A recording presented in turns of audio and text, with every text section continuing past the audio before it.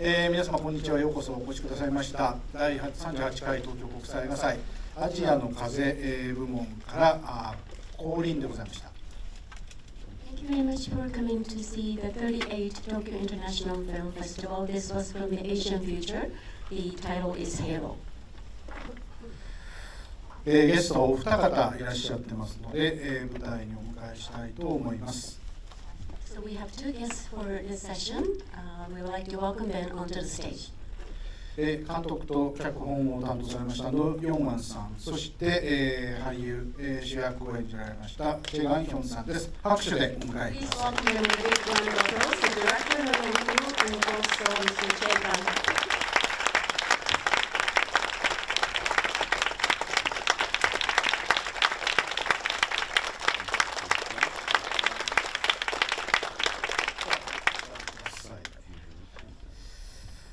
はい、このセッション司会は私石坂、英語通訳をみどりさん、韓国通訳は根本理恵さんで、お送りしてまいります。So I'm going to be the leading the session, and I am Ishizaka, and also we have the Korean to Japanese translation, Ms. Nemoto, and I am the English to Japanese translator, Midori-o.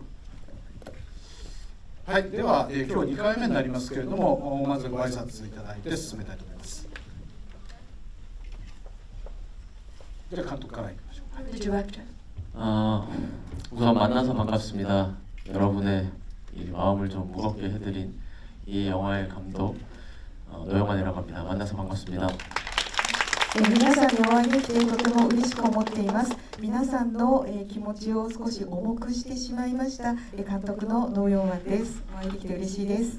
I am director No Young-won. I'm very happy to be able to meet you all, but I'm a little concerned that maybe your heart might be a little bit sinking because of the film. こんにちは。私は韓国の俳優チェ・ガンヒョンです。今回で作品の民順役を演じました。東京国際映画祭で皆さんにお会いできてとても嬉しいです。よろしくお願いします。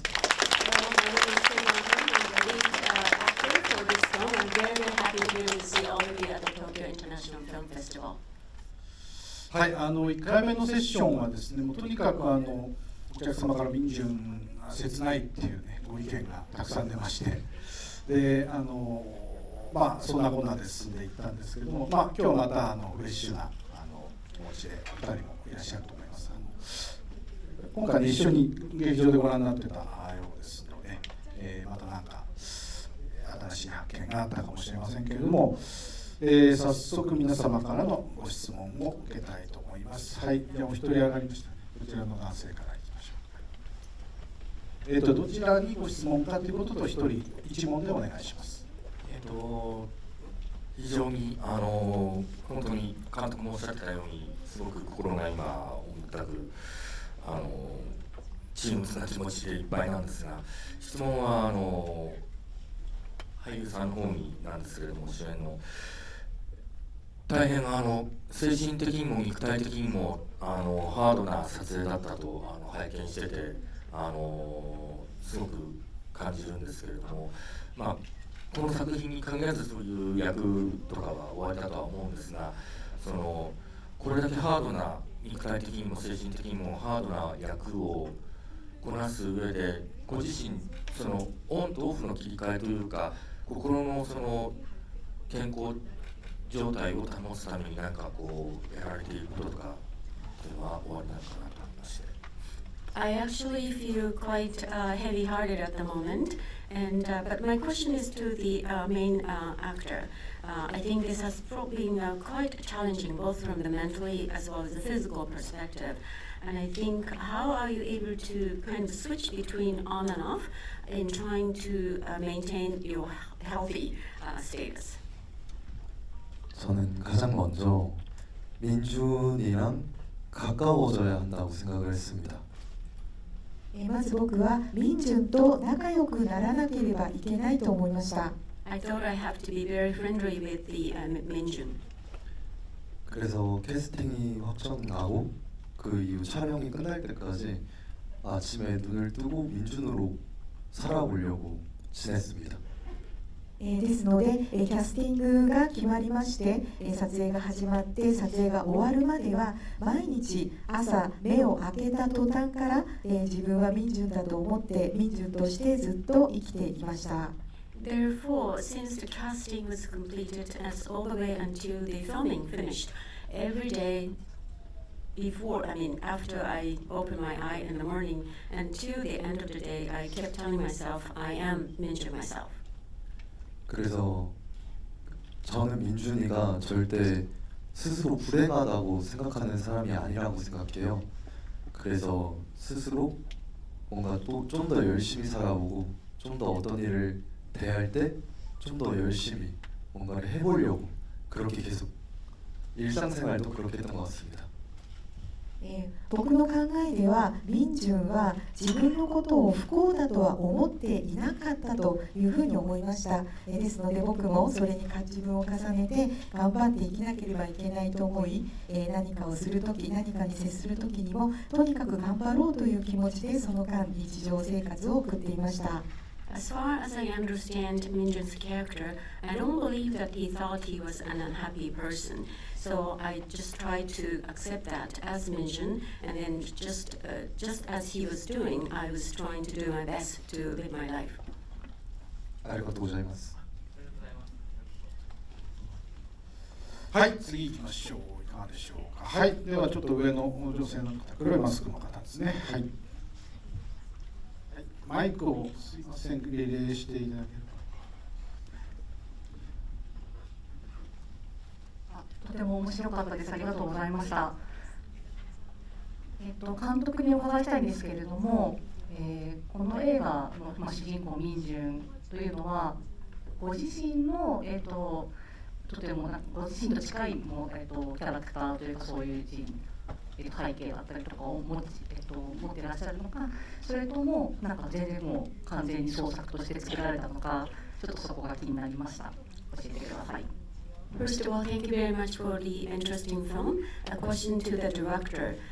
Does the director find himself somewhat close to Minjun from either the background or the life itself? Or do you find Minjun to be a completely imaginary character which is different from himself?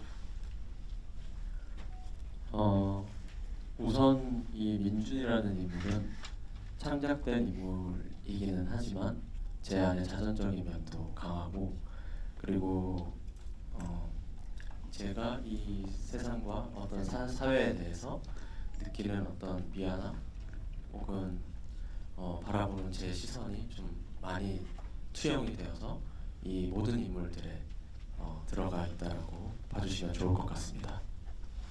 まずミンジュンは映画のために創作された人物ではあるんですけれども、私の自叙伝的な要素も強く入っていると言えます。そして私が世の中を見る視点だったり、それから社会の中で現実を見た時に申し訳なさも感じていますので、そういう思いも投影されています。そしてミンジュンに限らず他の人物にもやはりどこかに私の姿が投影されていると言えます。Minjun is a character that was completely created for the film. However, there are a part of me that might have some reflection. Also, I think there is a way to look at this world that we live in, the way we see the society. Sometimes I feel very apologetic about the situation, and not just limited to Minjun, but in some other character, there is a part of me that's been reflected. 그리고 특히 점성학이라고 하는 어떤 설정에 있어서는 우리 이 일반적인 시민들 혹은 서민들에게 있어서 아주 힘든 어떤 순간에 있어서 하나의 큰 희망 혹은 판타지를 우리 현실에서 가지고 있다라고 믿었습니다. そして中には先生術が出てくるんですけれども、これに関しても少しお話ししますと、一般的な市民の方、庶民の方というのは非常に辛い状況に置かれた時にどこかに希望を見出したり、それからファンタジーを見つけたいという思いがあると思います。そういった部分をこの先生術に込めてこの映画の中にも取り入れました。I actually put some element into this film. Normally, in general public, when there are hardships that comes in the lifetime, people try to find hope or maybe some fantastic element in life, especially facing the hardship. And that is something that I try to incorporate into this film. はい、ありがとうございます。はい、次行きましょう。はい、じゃあその角の方ですね。はい。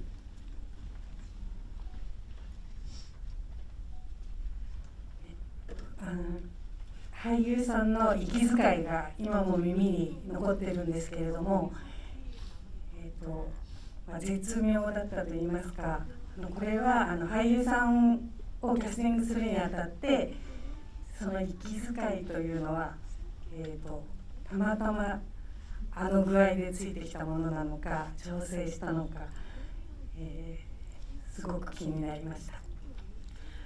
I still can almost hear the breathing of the actor into my ear, and it was quite exquisite of how the director was able to cast the character.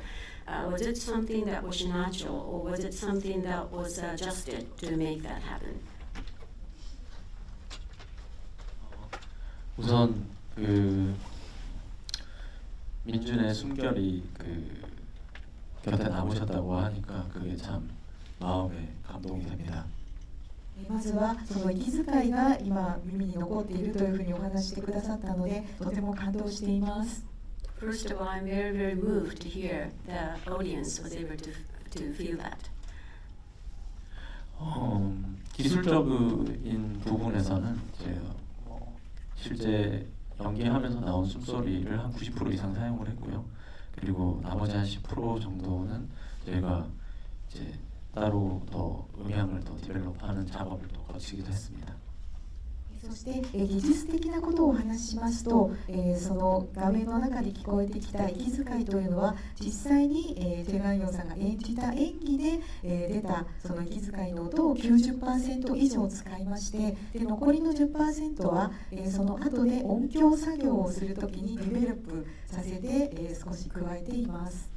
I would like to explain a little bit from the technical perspective.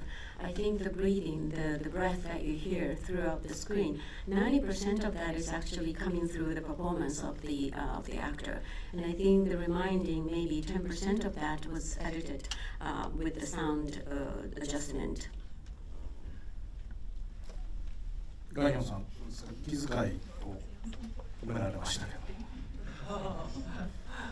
택배를 일하는 모습이 많이 나오는데 그런 때 진짜 막 공원을 한두 바퀴 뛰고 온다던가 진짜 몸적으로 그런 호흡이 나올 수밖에 없게 만들어서 촬영을 했던 것 같아요. 僕が宅配の荷物を運ぶ姿が多く出てきたと思うんですけれども、本当にもう公園を1週か2週ぐらい走ってその後の息遣いを皆さんに聞いていただいたくらい、その宅配の仕事をしているとあのような息遣いになります。 As a matter of fact, there was a lot of scene where I was delivering the packages. It's almost like you run around the park a couple of times, and then of course you have to deliver the items. And I think that's exactly what comes out of that. 그래서 다른 감정이 많이 들어간 씬들 같은 경우에는 민준으로서 그 상황에 처해 있다라고 이미 느끼고 민준의 관점으로 바라보고 있기 때문에 자연스럽게 나왔던 것 같습니다. そして他にもたくさんの感情が入り混じるシーンがあったんですけれども、常に僕は民順の立場になっているというふうに考えて、民順がこの状況にいるんだというふうに思って感じながら演じていましたので、自然とそういった息遣いが出てきました。 And of course, there were lots of complex emotion throughout the film. And every time I tried to become Minjun, I put myself into his shoes and always tried to imagine how I would feel if I had been in that situation. So it just naturally came out that way. ありがとうございます。はい、次行きましょう。後ろの方行きましょうかね。はい、じゃあそちらから上がってっていただいて、男性の方、はい、黒い服の男性の方行きましょう。はい。まずは知らなくてよかったですね。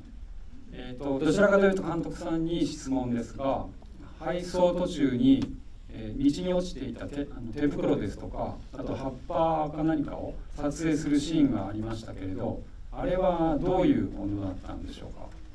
Glad that he didn't die, but during the delivery path, there were globs on the road, or maybe leaves that the director was shooting.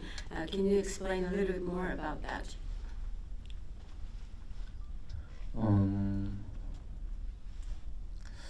저는 이제 각 가지고 있는 어떤 그 오브제들이 분명 의미는 존재하고요. 그리고 그 메타포에 의해서 관객들이 이 영화를 보는 재미를 좀 전달하고 싶었습니다.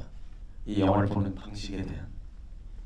まず、この映画の中にはさまざまなオブジェが出てくるんですけれども、それぞれに意味がありますし、そのメタファーを使って映画を見る時の楽しみを皆さんに感じてほしいと思いました。映画を見る一つの楽しみ方だというふうに言えます。As a matter of fact, there were lots of other objects that appears in this film, and every single one of them has its own meaning. And I think it's just one way for the spectators to enjoy watching the film by having those different items throughout the film. 관객분들께서 이 영화를 보시면서 느낀 가장 큰 바람은 이 민준을 따라가면서 그리고 어떤 장면이나 씬이나 컷들을 보면서 느낌이 오시는 부분들, 본인들만의 어떤 그 의미와 해석들을 해주시기를 바라는 마음을 영화 속에 많이 담았고 그런 방식으로 연출을 했습니다.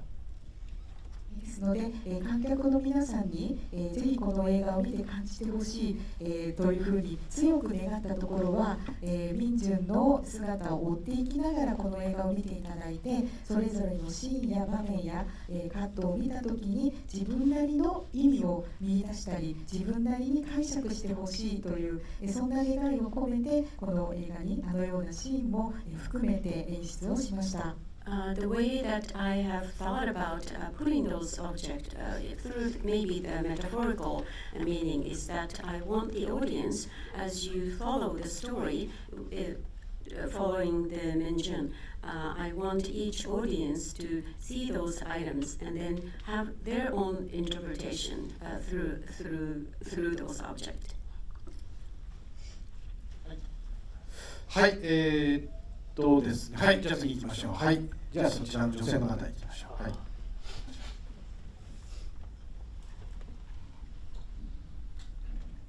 네, 안녕하세요. 저 영화를 보면서 되게 민준이를 사랑하게 되는 영화라고 생각했는데요.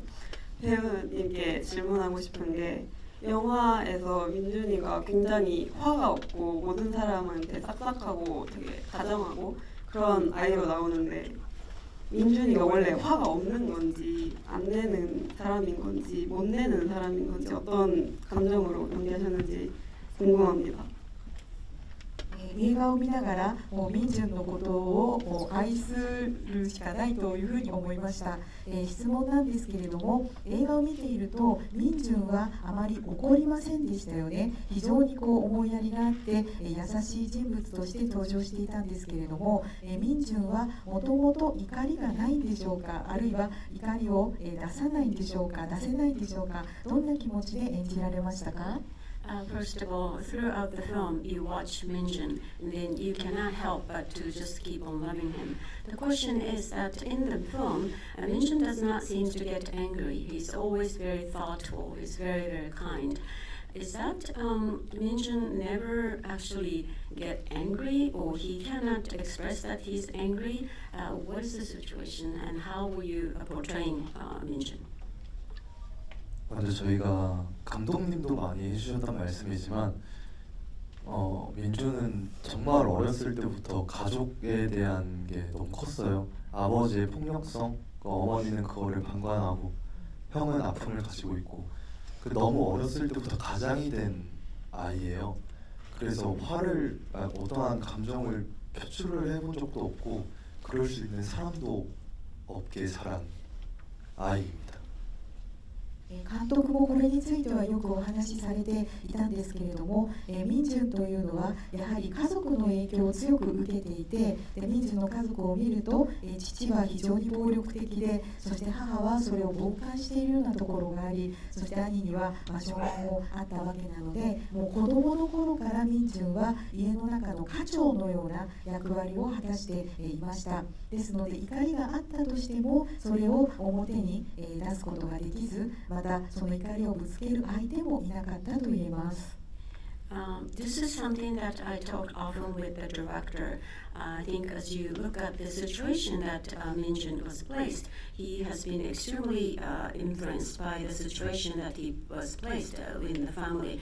The father being extremely violent and mother always being kind of observing the situation, and of course his older brother has some challenging situation. Ever since he was little, even though he was young, he was almost like leading the family. He was a leader of the family. So even though he might have anger in himself, he thought that he really is not in a situation to be able to express it outside.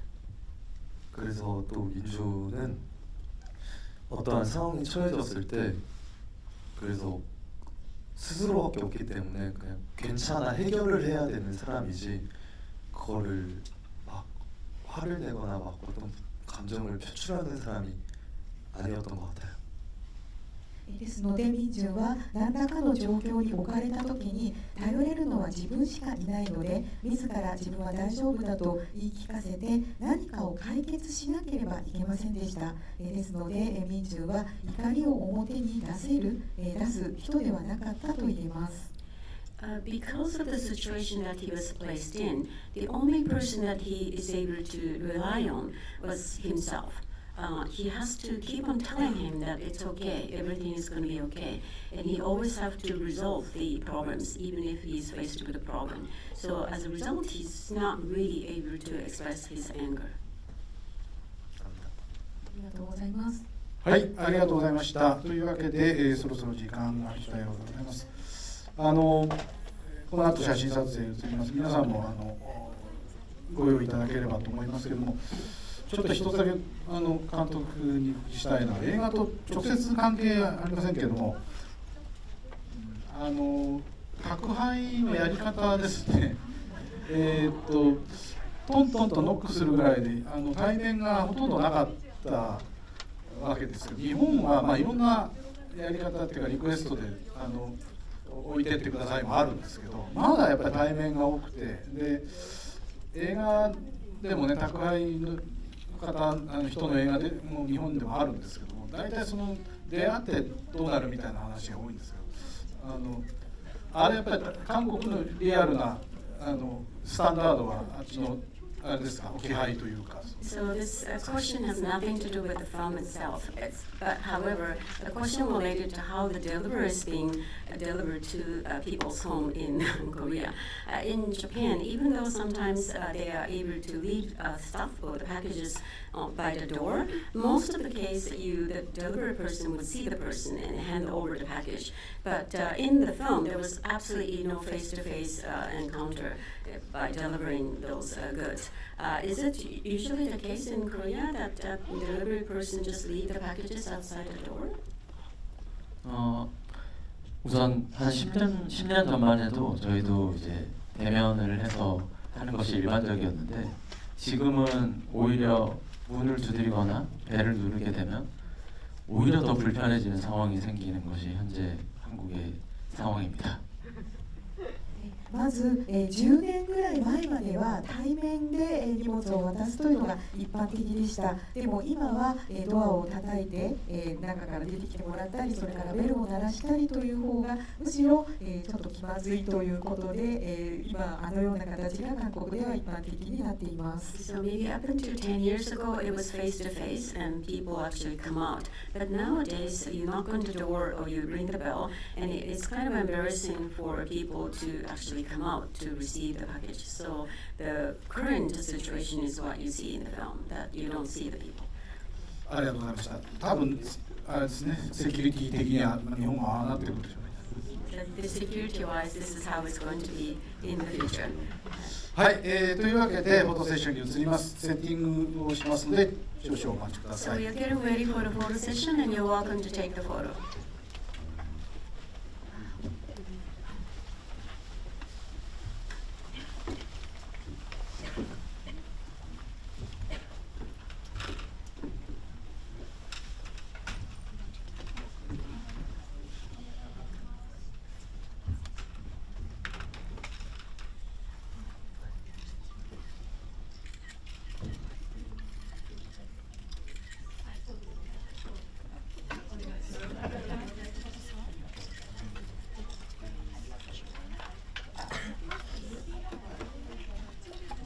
ムービーです。こちらです。ありがとうございます。もうちょっと長めで、もう少し。はい、ありがとうございます。はい、ありがとうございました。これにて終了いたします。後輪のお二人でした。拍手でお送りください。